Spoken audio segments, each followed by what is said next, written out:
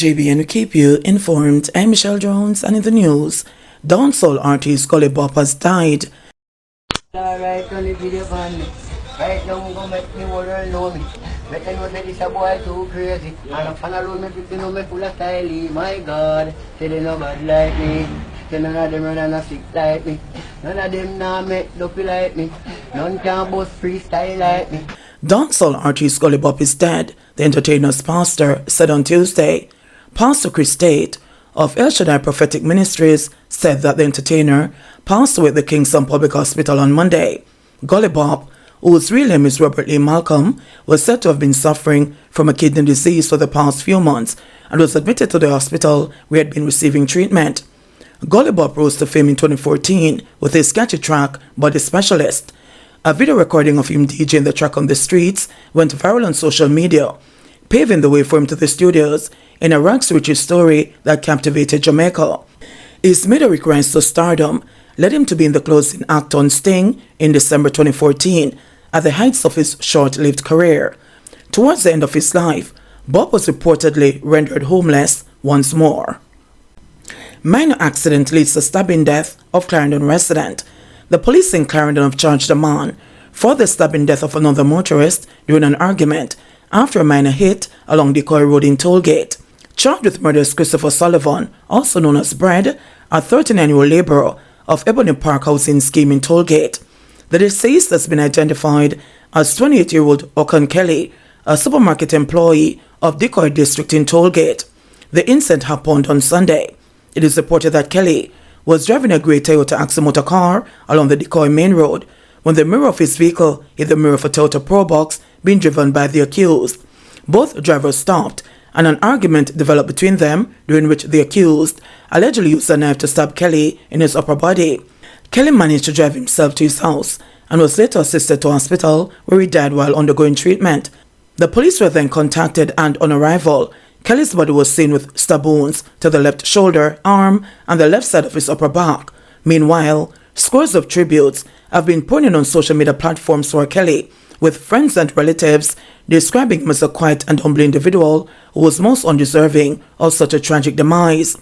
While visiting with relatives of Kelly on Monday, commanding officer for the Clarendon Division, Superintendent Carlos Russell, lamented that despite appeals from the authorities, people continue to resort to violence to resolve conflicts. It's just a simple dispute that could have been dealt with in a more peaceful manner. As you will see, we realize that a lot of persons cannot solve their problems peacefully, and the least to altercation, they resort to violence, because this is a matter that could have been dealt with in a much better way. And we should not have a death out of this situation, he bemoaned.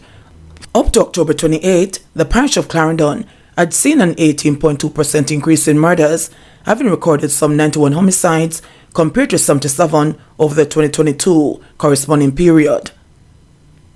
I would have been dead.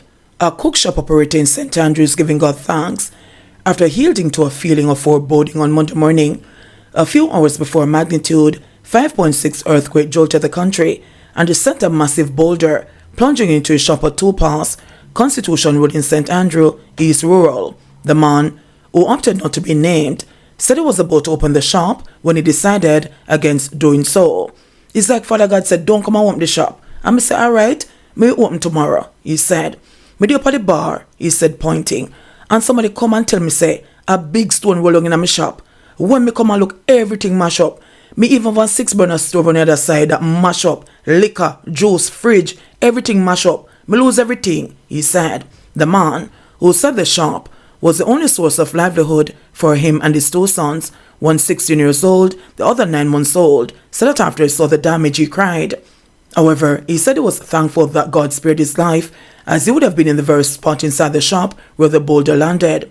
I would have been dead, because if me did it, I would not have been able to escape. Anyway, me give thanks to my life, he said. 3-story house collapses in Portland from impact of 5.6 earthquake. A 3-story concrete house in Portland collapsed from the impact of the earthquake that hit on Monday morning.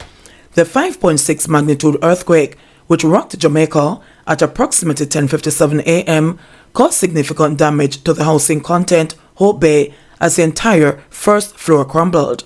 The couple occupying the house shared that they had a narrow escape as they went to Kingston over the weekend to visit relatives.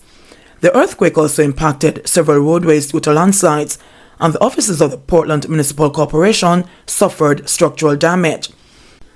Over in St. Thomas, at least one family is homeless in the aftermath of the earthquake.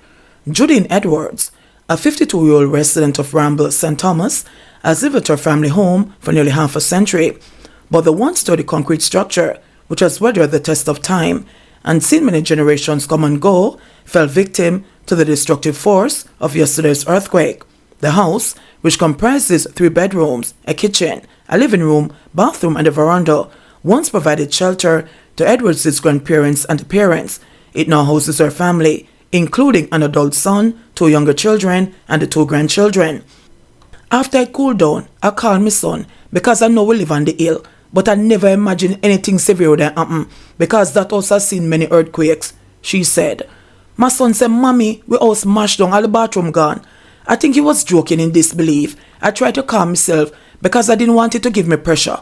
When me see it, all I have to think about is that my son is alive and that God will bring us through. Traffic cop accused of soliciting money from motorist granted $500,000 bail.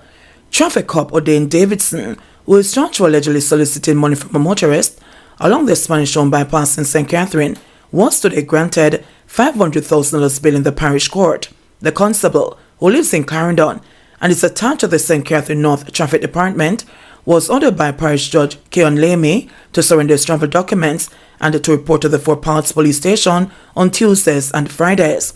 A stop order was also imposed. Davidson, who is charged with corruption, was ordered to reappear in court on January 9, 2024. Allegations are that on October 21, he was soliciting money from a motorist when undercover cops swooped down and arrested him. He was later charged with breaches of the Corruption Prevention Act. The investigating officer from the police's Inspectorate of Professional Standards Oversight Bureau was present in court today. Davidson is being represented by attorney at law Kimberly Wong. Health Authority mourns passing of Anoto Bay Hospital CEO Marshall Lee.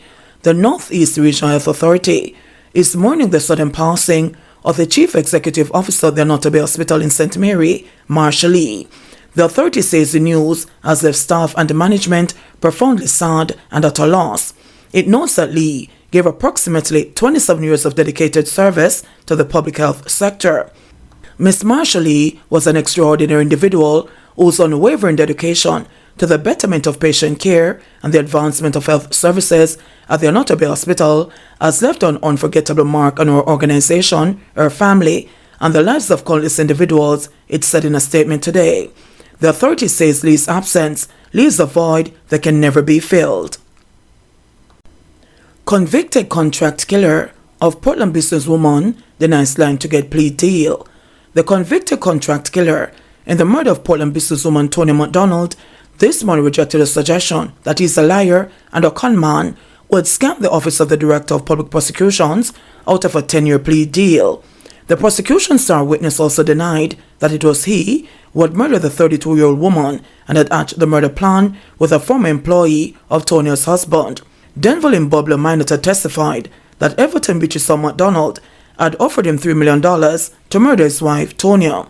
The 48-year-old fisherman pleaded guilty to his role in Tonya's July 2020 murder and was sentenced to 19 years in prison with an order that he served 10 years before being eligible for parole.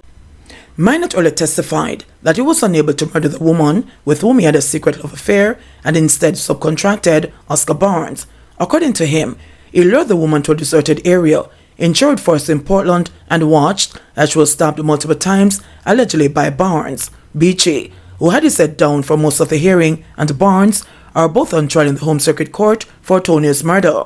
Minot, under further cross-examination from attorney at law Christopher Townsend, also denied the suggestion that he had lied about meeting Beach's son in his office and that he made him an offer to kill his wife. "You never have no telephone conversation with Mr. McDonald about killing his wife," Townsend suggested. "Him call me enough times," Minot replied. Not pleased with the follow-up suggestion that he's lying, a slightly peeved Minot said, "But it dede, you now go tell me. I hear you here, but I see me say." Townsend further told him that he was the one who had killed Tonya and had planned her murder with someone else. Minot, after inquiring about the person's identity and being told that it was his friend, testily said just like your friend Mr. McDonald, who you tell lie for. Townsend then suggested that he not only scammed the DPP's office out of a plea deal, but was also trying to scam the court and the jury with lies. Minot, who had earlier denied that he was scamming the Director of Public Prosecutions and that she needed our justice, however, disagreed. JBN will keep you informed. Please remember to subscribe, like, share, leave us a comment, and click the notification bell to receive our daily news items.